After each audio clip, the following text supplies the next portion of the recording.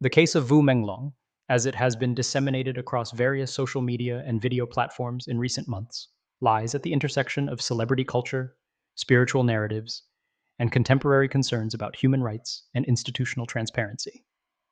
And the story is not limited to the death of a well known actor in the Chinese audiovisual market.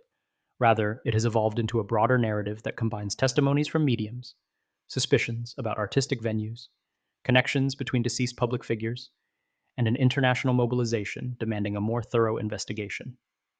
From an analytical, third person perspective, the objective of this text is to reorganize and clarify the main elements of that narrative without making value judgments about its veracity, but rather to describe precisely what is being asserted, who is asserting it, and how the public discourse surrounding the case has been articulated. The information comes from social media posts, live streams, online comments, news reports by certain media outlets, as well as the symbolic construction that followers and observers have created around Wu Menglong. At the heart of this narrative lies a very specific image of the actor, that of a person described by his admirers as pure and kind, whose death is considered unjust and shrouded in mystery. Based on that image, various stories have emerged according to which his spirit remains concerned for the well-being of his colleagues, friends, and family, even intervening through mediums and dreams to convey messages about possible hidden crimes and sites of violence. These claims have been reinforced by symbolic and geographic coincidences that the public has linked to a specific place, the 798 Art District in Beijing.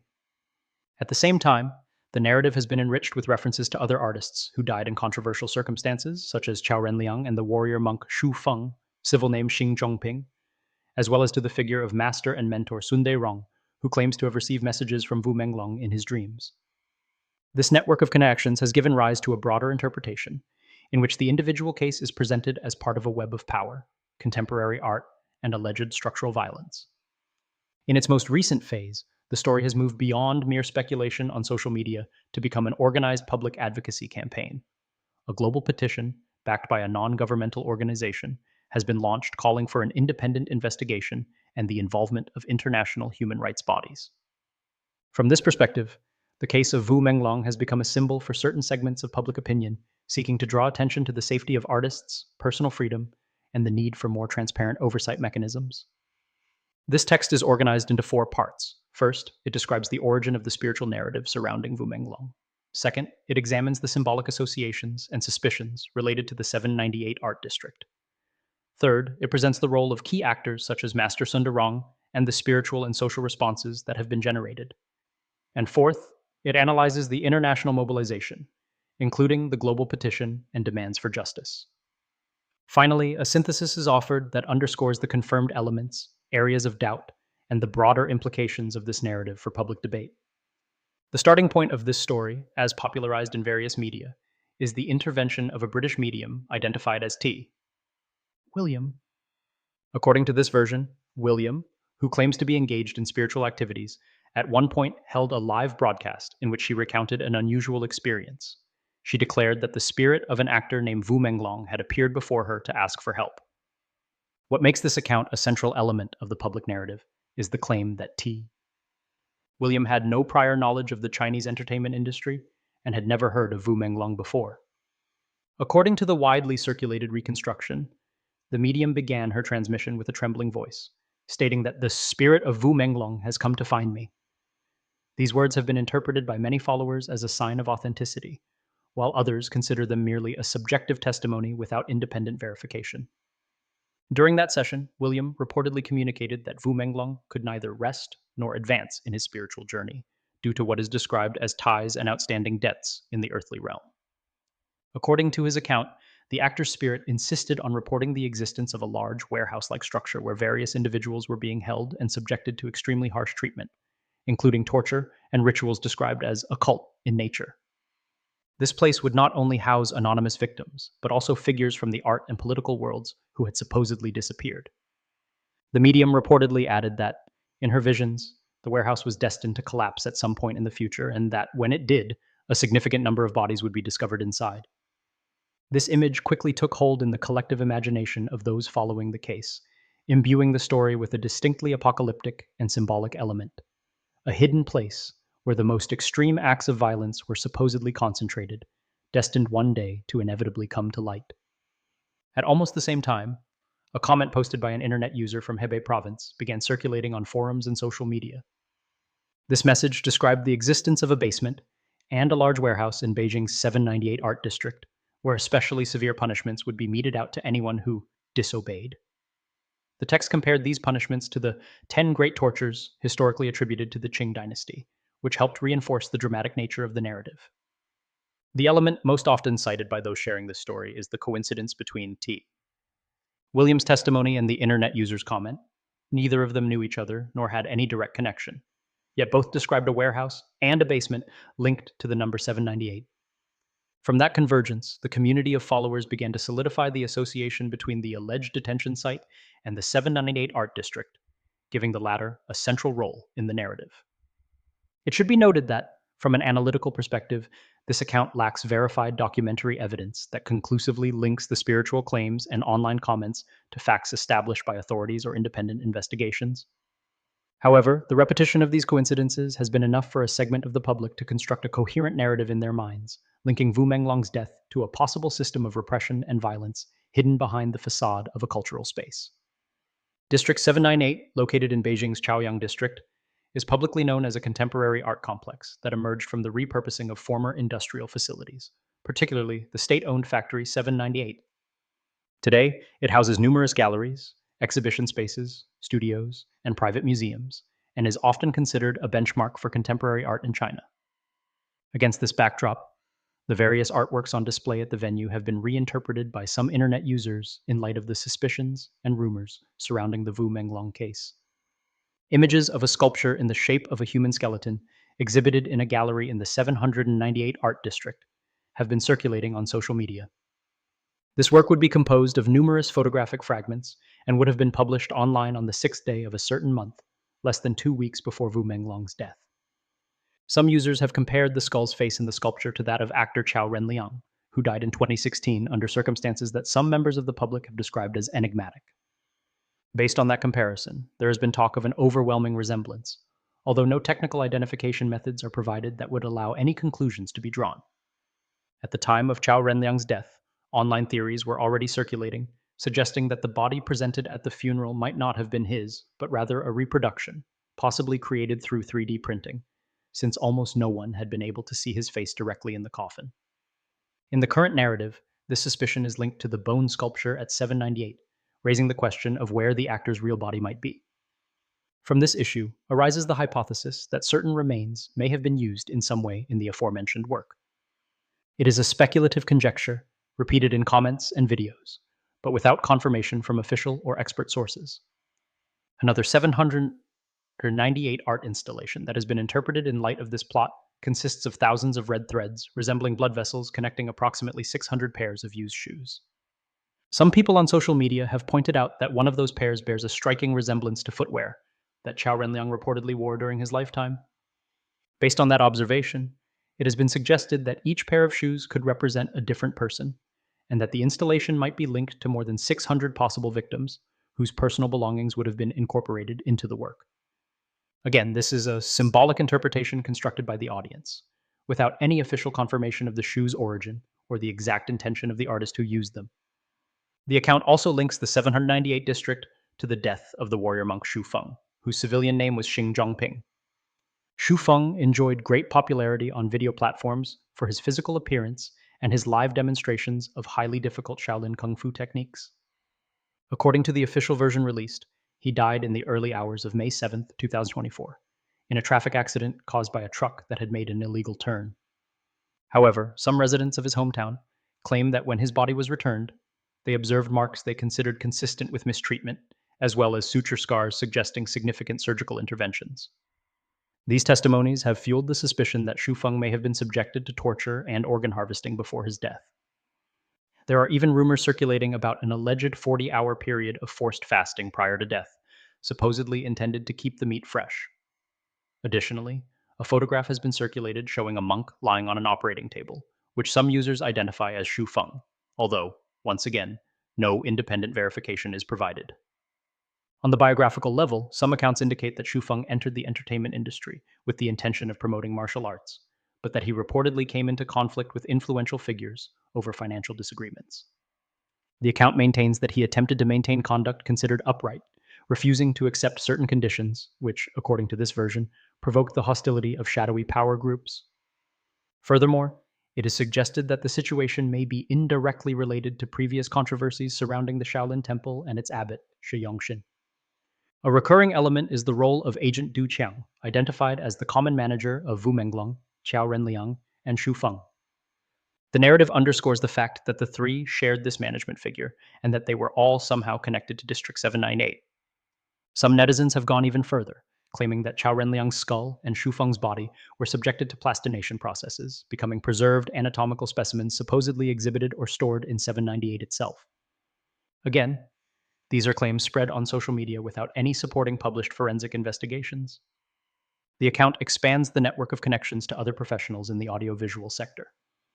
Cheng Chengtong is mentioned, who reportedly visited the 798 district a few months earlier, leaving evidence of his presence in photographs taken precisely in the area where the red, blood vessel-like threads are located. According to the same narrative, the person responsible for the exhibition was the founder of another gallery called AR in the Zitao area, and is romantically linked to Li Ming, known by the nickname Lat Kuk Kwang Kwang, who is identified as one of the individuals connected to Wu Menglong's death.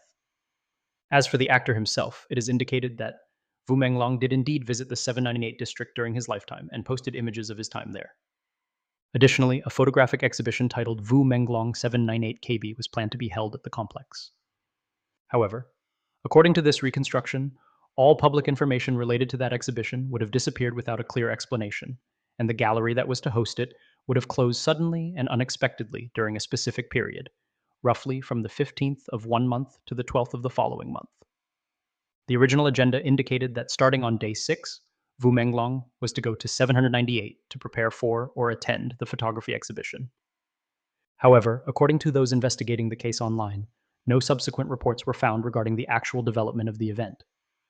On that basis, some internet users are wondering where the actor was during those days, and hypothesize that the exhibition served as a pretext to lure him to a specific location and eventually assault him in a basement or an isolated room within the complex. Along these same symbolic lines, two phrases attributed to the deceased actors are recalled. Qiao Renliang is said to have once said that his enemy is art, while Wu Menglong reportedly stated that death can also become art. For those spreading the narrative, these phrases are interpreted as possible veiled allusions to forms of extreme art or deformed art that they may have witnessed or been aware of, but which, according to this interpretation, would not be genuine artistic expressions, but rather violent or degrading practices presented under the guise of art. As a result of all these associations, District 798 has acquired a dark reputation in the minds of certain segments of the audience. Visitors who claimed to have recently entered the complex have posted videos showing installations they consider disturbing and have left comments asking whether human skin is used in the works, or questioning what the hobbies of certain high net worth groups might be. These reactions reflect a sense of unease towards certain forms of contemporary art and a tendency to link them to the theories surrounding the Wu Menglong case. Beyond the suspicions centered on the 798, the narrative gives a specific place to the figure of Sun Durong, presented as Wu Menglong's teacher and enlightening mentor. According to reports, Sun played a key role in the actor's training, accompanying him for about a year and a half of instruction before he entered the entertainment industry. After Wu Menglong's death, video fragments allegedly showing the actor being assaulted and screaming in desperation were reportedly circulated on social media.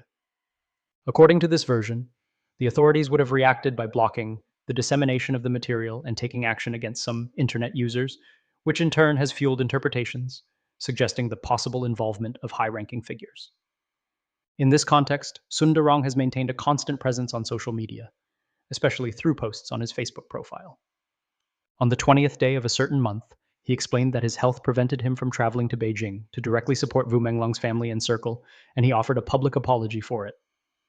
Days later, on the 28th, he shared a message describing a 5-hour dream in which Wu Menglong himself had come to him. In that dream, according to the master's description, the actor wept as he recounted in detail the moments before and after his death, expressing a profound sense of injustice and powerlessness. Sun mentions that, in the dream experience, Wu Menglong seemed to retain the same kindness attributed to him in life, but with a face of pain. The element that would have struck him most was the actor's concern for his mother and her ability to endure suffering. As a result of that dream, Sundarang publicly questions how he should act as the teacher who brought him into the entertainment industry. In his posts, he expresses feelings of guilt, wondering if Wu Menglong's life would have been different had he not trained him or encouraged him to enter that industry. At the same time, he announces his intention to travel to Beijing when his health permits, accompanied by 8 former students who trained alongside Wu Menglong. The plan, in his words, is to gather at the same film studio where part of the training took place and hold a sutra recitation ceremony in memory of the actor. Sun insists on the importance of not losing faith and facing difficulties calmly, underscoring that in order to do something for Wu Menglong, he must first protect his own safety. The master also indicates that once in Beijing, he wishes to make a public statement declaring that the case should not be considered a suicide and transparently detailing all his movements, with the dual objective of facilitating understanding of the situation and reducing personal risks. In his messages, he asks for fans' support to continue raising awareness of the case and to strengthen the search for the truth. The audience's reactions to these posts have been numerous. Many comments express gratitude for Sundarang's commitment to Wu Menglong's memory and at the same time show concern for his safety. Some netizens urge him to assess the risks that a trip to the mainland could entail, suggesting that the situation might involve factors beyond his control. Others ask him to consider holding the ceremonies in Taiwan, where they perceive a safer environment, and, if he travels, to be accompanied by lawyers and security personnel. Despite these warnings, Sundarang has already organized a ceremony in Taiwan to offer spiritual merits to the deceased. According to the information released, the ceremony took place at 4:30 p.m. on the 29th at the temple dedicated to Ksitagarbha in the Xinjiang district. The ceremony would have included 5 main parts: a detailed presentation of the case before the deity, a plea for divine justice, the invocation of folklore figures such as Guangjiang and the 8 generals, the recitation of sutras by monks, and the burning of traditional symbolic money. The social media comments following the ceremony show repeated gratitude toward the teacher, acknowledging the effort and emotional toll involved in taking on such a visible role in a situation perceived as delicate. Many internet users express the hope that Wu Menglong will be able to receive the affection, prayers, and blessings of those who have taken an interest in his case, and they call for continued attention to any updates to prevent the matter from falling into oblivion. Over time, the narrative surrounding Wu Menglong has crossed a new threshold. From a collection of suspicions and spiritual testimonies, it has evolved into an advocacy campaign that employs the terminology and tools of human rights activism. According to a report by Sanli News, which is frequently cited on social media, on the 20th day of a certain month, an internet user launched a global petition through the international non-governmental organization AVS, demanding a more in-depth investigation into the case. The petition was drafted in Chinese and English and is structured around 2 main ideas: the need for truth and the demand for accountability. The text of the petition states that since September 2025, new audiovisual materials related to Wu Menglong have emerged, including an audio recording in which a voice, which the petitioners identify as that of the actor, screams intensely while apparently being mistreated. Based on these elements, the petition argues that there are grounds to believe that Wu Menglong's death may not have been natural, but rather the result of a planned process of torture and murder. The petition summarizes the allegations circulating on social media: the actor's alleged deprivation of liberty, the beatings, the forced consumption of alcohol and medication, and his subsequent death. The document emphasizes that, if these facts were true, it would not only be a personal tragedy, but also a serious violation of human rights and public safety. The text makes 3 specific demands. First, it calls for the opening of a full, independent, and transparent investigation into the circumstances of Wu Menglong's death, with the aim of clarifying the facts and delivering justice to the family. Secondly, it requests that, should any crimes be confirmed, all individuals involved be prosecuted rigorously. Thirdly, it demands that the responsible institutions issue a public apology and provide legal and psychological support to the families. The petition adds a reflection on the nature of justice, insisting that it does not arise automatically but requires the active and coordinated effort of society. It invites readers not to let the case be silenced and to use their signatures as a tool of pressure to prevent it from being forgotten. Furthermore, the initiative's promoters are explicitly addressing international organizations such as Human Rights Watch and Amnesty International, asking them to pay attention to issues such as protecting artists' lives, safeguarding personal freedom, and preventing sexual violence in the workplace. The petition proposes that these entities exert pressure on the relevant institutions to improve prevention, investigation, and compensation mechanisms in cases of possible abuse. According to information disseminated through various channels, the petition has already surpassed the 500,000 signature threshold, with signatures collected in multiple countries. The stated objective is to garner sufficient support to encourage the intervention of international human rights organizations and to prompt some form of response from the competent authorities. This mobilization process has turned Wu Menglong's name into a symbol among certain groups of internet users and transnational communities interested in protecting artists and in the broader discussion of human rights in contexts where information may be subject to restrictions.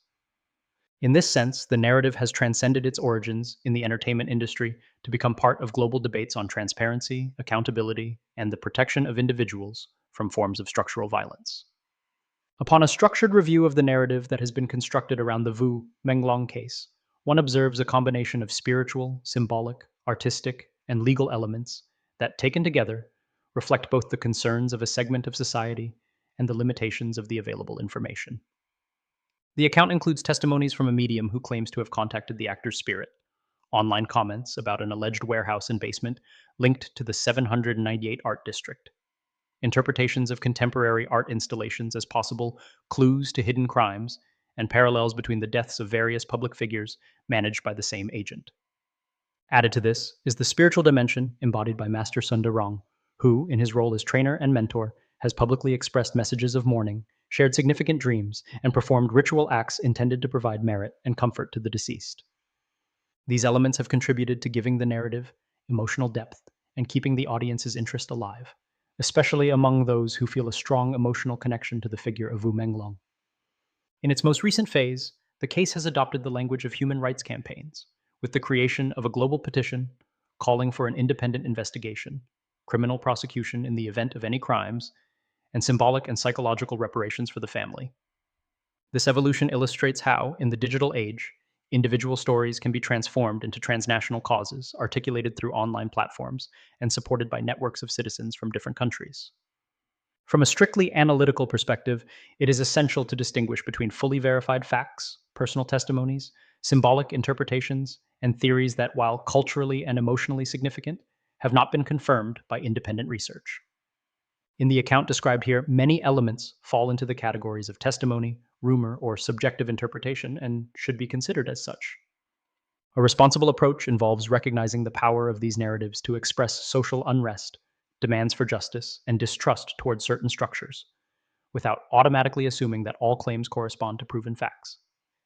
At the same time, the intensity of the public reaction shows that beyond the specific case of Wu Menglong, there is genuine concern for the safety and dignity of those working in the entertainment industry, for protection against potential abuses of power, and for the need for transparent and credible investigation mechanisms.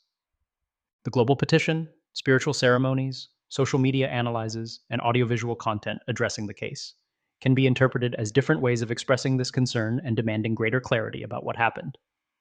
Ultimately, the story of Wu Menglong, as it has been crafted in the public sphere, serves as a mirror reflecting contemporary tensions between art and ethics, fame and vulnerability, power and responsibility. The outcome is not a closed conclusion, but rather a set of questions that remain open. What exactly happened in the days leading up to his death? To what extent the narratives circulated correspond to verifiable facts? And to what degree cases like this can motivate concrete changes in the protection of the human rights of artists and cultural workers? While these questions remain without definitive answers, the narrative continues to circulate, generating new interpretations and keeping alive the debate about the relationship between truth, memory, and justice in an increasingly complex and globalized media environment.